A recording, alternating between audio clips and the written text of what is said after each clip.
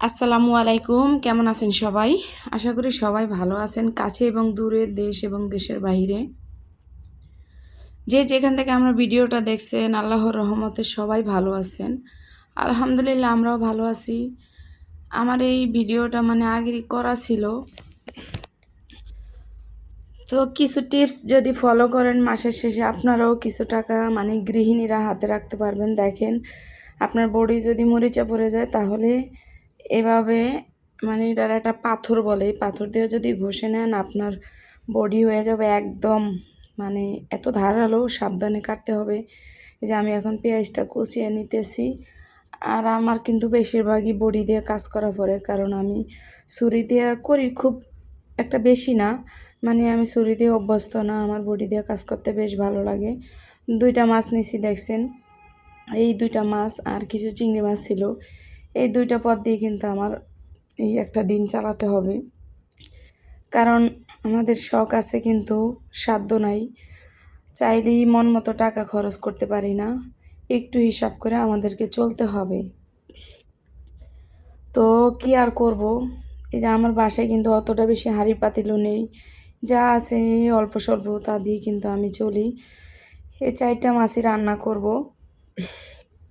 ওই 2 পিস মাথাটা হয়তো আমারই খাওয়া পরে, আপনাদের ভাইয়া মাথা খেতে চায় না মাছের, তো তাও আমার খেতে হবে। এই তো আমি পেঁয়াজ কুচিয়ে নিছি, একটু হালকা করে রসুনেরও কিন্তু শিলপাটায় বেটে নিছি, কারণ কারেন্টের কিন্তু প্রচুর বিল ওঠে। এর জন্য মাস শেষে এত বিল দেওয়া যায় না, পানির বিল, গ্যাস বিল, কারেন্ট বিল অনেকটাই কিন্তু পড়ে যায়। আবার সিলিন্ডারেও রান্না করতে হয়, যে এখন কিন্তু আমি সিলিন্ডারে রান্না করতেছি। আপনারা যদি গ্যাস একেবারে লাইনের গ্যাসও আছে, যে বাসায় উঠেন লাইনের গ্যাসও আছে, আবার সিলিন্ডারও ব্যবহার করা লাগে।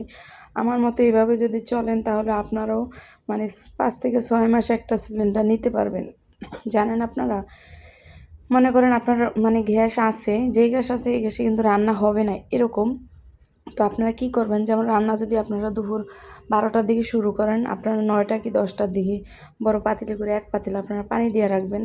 পানির ঢাকনা দিয়ে রাখলে দেখবেন পানিটা যখন গরম হয়ে যাবে তখন ওখান থেকে অর্ধেক পানি আপনার চাল যা লাগে রান্না করার জন্য পানি, অন্য একটা পাতিলে আপনি ভাতটা বসিয়ে দিবেন, চালটা ধুয়ে পরে আবার সিলিন্ডারে আপনি দিয়ে দিবেন ঢাকনা দিয়ে। যখন সিলিন্ডারের তাপটা তো বেশি থাকবে, আগুনটা বেশি থাকবে, তখন দেখবেন যে 2-4 মিনিটই আপনার ভাতটা বলক এসে গেছে। তো বলক যখন আইসা পড়বো তখন আবার সেম ওই আগের গ্যাসের চুলায় আপনি দিয়ে দিবেন ঢাকনা দিয়ে। দেখবেন যে আপনার ভাতটা বলক আস্তে আস্তে আর আস্তে আস্তে আস্তে আস্তে আপনার ভাতটা হয়ে গেছে গা। আর আবারও কী করবেন, ওই যে আগের আবার পানি এসেছিল যে গরম পানি, তরকারিটা তো এভাবে রান্না করা যায় না, তরকারিটা গ্যাসেই রান্না করবেন, সিলিন্ডারে রান্না করবেন, কিন্তু ওই গরম পানিটা দিবেন তরকারিতে। তাহলে দেখবেন তরকারি আপনার তাড়াতাড়ি করে সিদ্ধ হয়ে যাবে, আর রান্না গ্যাসটাও আপনার বেঁচে যাবে। এই ছোট্ট ছোট্ট টিপসগুলো আপনি ফলো করেন, তাহলে কিন্তু অবশ্যই আপনি মাসের শেষে টাকা জমাইতে পারবেন। অনেকে কী করে ব্লেন্ডারে আর কি করে, যে হচ্ছে আপনার পেঁয়াজ রসুন ব্লেন্ডার করে নেয় আর কি তারা, কিন্তু আপনারা ব্লেন্ডারই করবেন। আপনারা তরকারিতে পেঁয়াজটা কখনোই কুচিয়ে দিবেন না, কুচিয়ে দিলে কি হয়, অনেকটা পেঁয়াজ লাগে। আর যদি শিলপাটায় বেটে নেন তাহলে কিন্তু অল্পতেই আপনার পেঁয়াজ রসুন তরকারিতে হয়ে যায়, বেশি লাগে না, আর তরকারিটা ঘনও হয়। আর যদি কুচিয়ে রসুনটা ব্লেন্ডার করা থাকে, আদা ব্লেন্ডার করেন আর শিলপাটায় যেটাই করেন না কেন, যদি পেঁয়াজটা কুচিয়ে দেন তাহলে কিন্তু অনেক পেঁয়াজ লাগে। এখন আমাদের তো আয় বুঝে ব্যয় করতে হবে, কারণ আমার হাজব্যান্ডের যা ইনকাম তা দিতে আমার চলতে হবে। লোক দেখানোর জন্য আমি বাটি ভরে রান্না করব আর অবসর করব, সেটা তো আর হতে পারে না বলেন।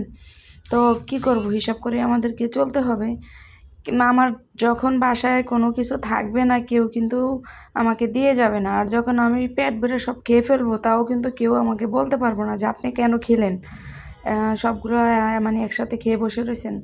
তো আমাদের হিসাব করে চলতে হবে, কারণ আমার এই যে 2টা বাচ্চা পড়াশোনা করে, ওদের পড়ার স্কুলের বেতন, এক্সামের ফি, তারপরে হচ্ছে আরবি টিচারের বেতন, বাংলা টিচারের বেতন, বাসা ভাড়া, তারপরে হচ্ছে এই যে অসুস্থ হইলে ডাক্তারের খরচ, সব কিছু কিন্তু এই একটার উপর দিয়ে চলে, হাজব্যান্ডের একার উপরে চলে। কিন্তু তারপরও আলহামদুলিল্লাহ আমি একটু বাসায় কাজ করি, এইসব করলে কিছুটা টাকা আমার কাছেও থাকে, ওইটা দিয়েও চাইলে একটু বাচ্চাদের আমি পরীক্ষার ফিটা বা এই যে বাসায় যেই টিচার আসছে ওই বেতনটা দিতে পারি। এর জন্য বলি আপু, আপনারা কিন্তু যারাই মানে সেলাই কাজটা জানেন বসে থাকবেন না, একটু দ্রুত পুরাতন কাপড় কেটে কেটে চেষ্টা করেন যাতে পুরাতন কাপড় কেটে কেটে খুব ভালোভাবে আপনার টেলারিংটা শিখে নিতে পারেন। আর যখন শিখতে পারবেন তখন নিজের কাপড়ই নতুনভাবে আপনারা বানিয়ে পরবেন, যখন তখন দেখবেন যে না আপনার সেলাইটা সুন্দর হইতেছে, তখন আপনারা চাইলে মানে অর্ডার নিতে পারবেন, অর্ডার নেবেন। কারণ ড্রেস সুন্দর না হলে কেউই আপনার কাছে আসবে না কিন্তু, বুঝছেন। তা আমি চাই সকল আপুরাই যেন বাসায় বসে না থেকে কিছু করে। তো ভিডিওর এই পর্যন্ত যারা এসেছেন প্লিজ একটা লাইক দিয়ে দিবেন।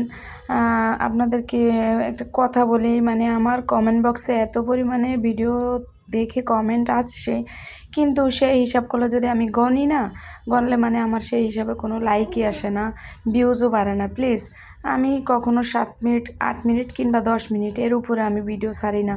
তো আপনারা স্কিপ না করে আমার ভিডিওটা কিন্তু পুরোটাই দেখবেন প্লিজ। আর এখন তো আমি লাইভ করি, আজকে বিকাল 3টায় আমি লাইভে আসব। আমার যে সকল আপু ভাইয়ারা আছেন প্লিজ মানে আমার লাইভে জয়েন হবেন। আর যারা নতুন আছেন প্লিজ সাবস্ক্রাইব করে পাশে থাকার অনুরোধ রইল।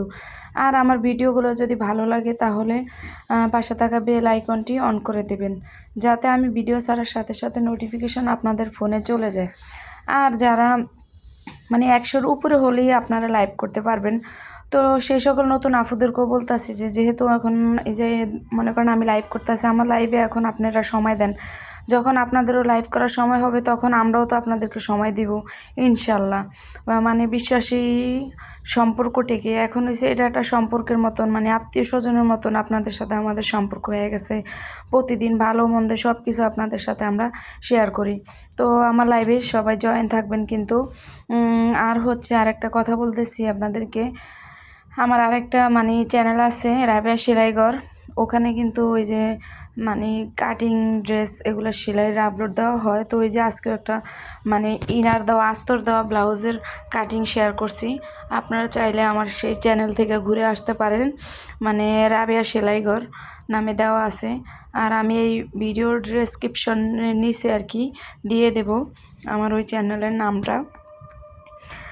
আর এখন এই যে কথা বলতে বলতে এখন কিন্তু আমার ওই মানে চিংড়ি মাছটা রান্না হয়ে গেছে, এখন আবার ওই যে পুঁটি মাছটা আমি ভেজে নিছি তো আগে, এখন সেটাই আবার রান্না করব। তো আমার এই মাছই মানে কি বলবো আপনার, এই যে 4 পিস মাছ রান্না করছে, আমার এখনও 2 পিস মাছ থেকেই গেছে। বাচ্চাদেরকে যদি একটা ডিম ভাজা দিই, তাও আমি আবার একটা ডিমই ভাজি, কারণ আমার 3টা ছেলে মেয়ে, আমি একটা ডিম ভাজেই 3 জনের দিই। এখন আপনাদের প্রশ্ন থাকতে পারে একটা ডিম 3 জনে কীভাবে খায়। আমি যখন ডিম মানে একটা পেঁয়াজ দেই, সাথে ছোট্ট 2টা আলু দেই, দিয়ে ওগুলা ওই যে গ্রেট করে নিই একদম চিকন করে, তারপরে যারে ডিমটা দিয়ে ভাজি, তখন অনেকটা বড়ই হয়। আলুটাও দিলে কিন্তু ডিমটা মজাও হয় খেতে, আমার বাচ্চারাও পছন্দ করে। 2টা ডিম অনেকটাই মানে হয়ে যায়, দেখা যাচ্ছে আজকে একটা ডিম 3 জনের দিলাম, আবার কালকে আর একটা ডিম দিতে পারবো। এই ছোট্ট ছোট্ট টিপসগুলো আপনারা প্লিজ ফলো করবেন। আর কেউ মুখস্থ কমেন্ট একদম করবেন না, মানে পুরো ভিডিও দেখে গঠনমূলক কমেন্ট করে যাবেন। আর আমার ভিডিওগুলো ভালো লাগলে প্লিজ লাইক কমেন্ট শেয়ার করবেন, একটু বেশি বেশি করে লাইক করে দিবেন। আমার আফুরা কিন্তু মানে মুখস্থ খুব ছোট্ট করে কমেন্ট করে দেয়, ধন্যবাদ, থ্যাংক ইউ। আবার দেখা গেছে এই যে স্টিকার কমেন্টগুলো মানে লাভ দিয়া দেয়, ফুলের মানে স্টিকারগুলো দিয়ে দেয়। আমরাও তো সময় করে আপনাদের ভিডিওগুলো যেরকম দেখে আপনারাও একটু সময় নিয়ে দেখেন, ধৈর্য ধরলে আপনিও এগিয়ে যেতে পারবেন, মানে এগিয়ে যেতে পারবেন, আবার আমরাও এগিয়ে যেতে পারবো। আমি যদি আপনার ভিডিও না দেখি তাহলে কে দেখবে বলেন তো? আবার আপনারা যদি আমার ভিডিও না দেখেন তাহলে কাদের ভরসায় কাদের আশায় আমরা এই যে মানে এই প্ল্যাটফর্মে আসছি বলেন তো? এত কষ্ট করে সবারই ভিডিওতে আমি দেখি ছোট ছোট বাচ্চা থাকে, বাচ্চাদেরকে নিয়ে কত কষ্ট করে আফুরা ভিডিও বানায়, আমরাই বানাই। তো প্লিজ সবাই আমাদের ভিডিওগুলোতে সাবস্ক্রাইব করে দেবেন, আর সাবস্ক্রাইব করার 24 ঘন্টা অপেক্ষা করবেন। আর আপনারা যখনই সাবস্ক্রাইব করবেন সংখ্যাটা কিন্তু একদমই মানে দিবেন না, যাতে এমনিতেই এরকমভাবে দিবেন যাতে আমরা বুঝতে পারি যে আপনি আমার চ্যানেলটা সাবস্ক্রাইব করছেন। আর 24 ঘন্টা পর আবার আমিও আপনাকে ব্যাগ দিয়ে দিব, যদি নাও দিই তাহলে প্লিজ একটু মনে স্মরণ করিয়ে দিবেন, কমেন্ট করবেন যে আপু দিলেন না, বা ভালোবাসা তো দিয়ে আসলাম দিলেন না, বা এইভাবে মানে ইশারায় আকার ইঙ্গিতে বলে দেবেন আর কি, বুঝতে পারছেন? তো কথা বলতে বলতে আমার ভিডিওর শেষ পর্যায়ে চলে আসছি। এই যে দেখেন আমার ছোট্ট বাবাটা কিন্তু একটু পড়াশোনা নিয়ে ব্যস্ত আছে। বাবাটার জন্য বেশি বেশি দোয়া করবেন আর মাশাআল্লাহ বলতে একদমই ভুলবেন না। তো সবাই ভালো থাকবেন, সুস্থ থাকবেন। আজকের মতো এখানেই বিদায় নিচ্ছি। আল্লাহ হাফেজ, আসসালামু আলাইকুম।